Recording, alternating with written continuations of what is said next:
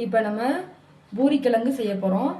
பூரிக்கிழங்குக்கு simple மெத்தடில் கிழங்கே இல்லாமல் எப்படி அந்த கிழங்கு பண்ணுறதுன்னு தான் பார்க்க போகிறோம். அதுக்கு தேவையான பொருட்கள் ரெடி பண்ணி வச்சுருக்கேன். இதுதான் அதுக்கு தேவையான பொருட்கள். இது மட்டும் போதும். கொஞ்சோண்டு கோதுமை மாவு இருந்தாலே இது செஞ்சிடலாம். இப்போ நம்ம எண்ணெய் ஊற்றிக்கலாம். இப்போ இதுக்கு தேவையான பொருள் வந்து கடுகு, உளுத்தம்பருப்பு, கடலைப்பருப்பு, இது எல்லாத்தையும் போட்டு நம்ம பொரிய விடலாம்.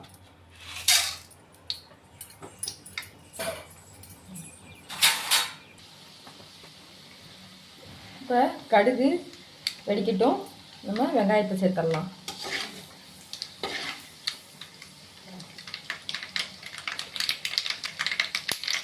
கடுகு நல்லா வெடிச்சிட்ருக்கு, கடலைப்பருப்பும் பொரிஞ்சிருச்சு. இப்போ நம்ம வெங்காயம் சேர்த்துக்கலாம். வெங்காயம், பச்சை மிளகா ரெண்டுத்தையும் சேர்த்து நல்லா வதக்கலாம்.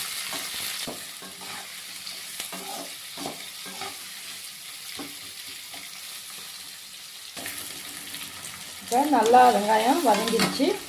கருவேப்பிலையும் தக்காளியும் சேர்த்துக்கலாம். இது 2 நிமிஷத்தில் இந்த குருமா வச்சிடலாம். ரொம்ப ஈஸியான மெத்தடில் சீக்கிரமாகவும் சுவையாகவும் இருக்கும். அப்போ ஜென்ஸ் எல்லாம் இருக்காங்க, தனியாக இருக்காங்க அப்படின்னா ஈஸியாகவே இது பண்ணி செஞ்சு சாப்பிட்லாம். இப்போ தக்காளியும் சேர்த்துக்கலாம், நல்லா வதக்கலாம். இப்போ தக்காளி வதங்கிட்டுருக்கு. அதுக்கு நம்ம குருமா கிழங்குக்கு தேவையான அளவு உப்பு சேர்த்துக்கலாம். நல்லா வதங்கிடுச்சு. நம்ம தண்ணி சேர்த்துக்கலாம்.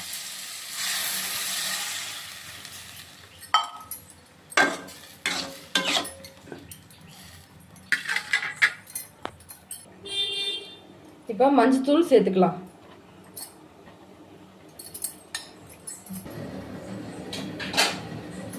இப்போ நல்லா கொதிக்குது.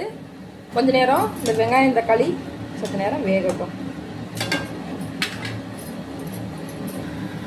இப்போ இதுக்கு ஊற்றக்கூடிய கோதுமை மாவு கொஞ்சம் ஓரளவுக்கு எடுத்துருக்கேன்.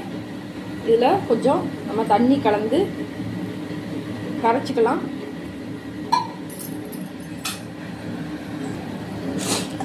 இதை அப்படியே கரைச்சி குருமாவில் ஊற்றினோம்னா நமக்கு தேவையான குருமா ரெடி.